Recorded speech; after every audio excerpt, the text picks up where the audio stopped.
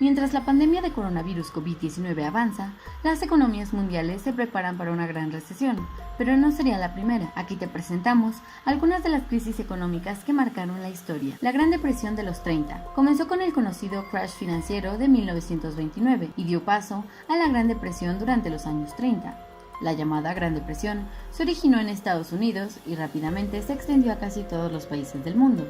El comercio internacional descendió entre 50% y 66%, mientras que el desempleo en Estados Unidos aumentó a 25% y en algunos países alcanzó el 33%. La crisis del petróleo de 1973.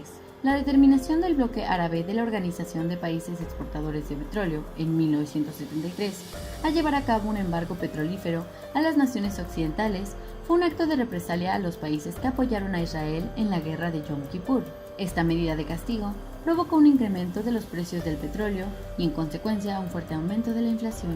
La crisis de las deudas de los 80. El alza de precios del crudo durante la década de los 70 se convirtió en préstamos a países en desarrollo, principalmente latinoamericanos. Sin embargo, el súbito repunte de las tasas de interés en Estados Unidos y el mundo a principios de los 80 generó que los países deudores se encontraran al borde de la suspensión de pagos, de la que tardarían casi una década en superar. La crisis del tequila de 1994 a 1995. Desde enero de 1994, México experimentó una secuencia de acontecimientos adversos que propiciaron un creciente clima de incertidumbre, lo que en diciembre llevó a un ataque especulativo que redujo el nivel de reservas internacionales con que contaba el país de 17.000 a 6.000 millones de dólares y llevó al tipo de cambio a una devaluación cercana al 100%. Este colapso financiero fue el primero que puso en cuestión las bondades de la globalización a la cual México se había sumado.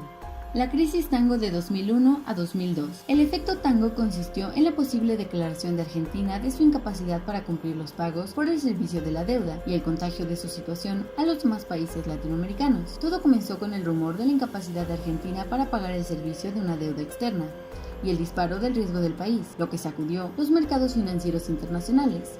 Además, hay que tener en cuenta que Argentina era el mayor emisor de deuda en los mercados internacionales de capital, muy por encima de Brasil y México. La crisis financiera global de 2008 a 2009.